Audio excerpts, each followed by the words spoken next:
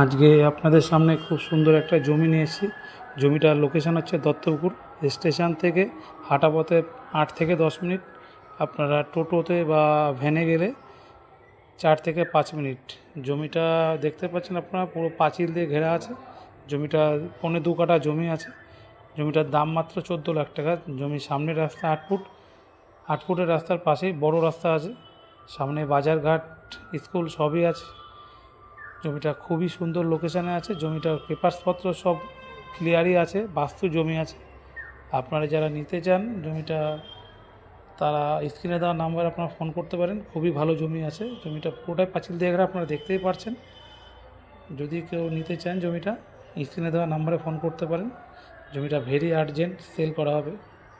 সামনে বড় 8 ফুটের রাস্তা আছে। Thank you.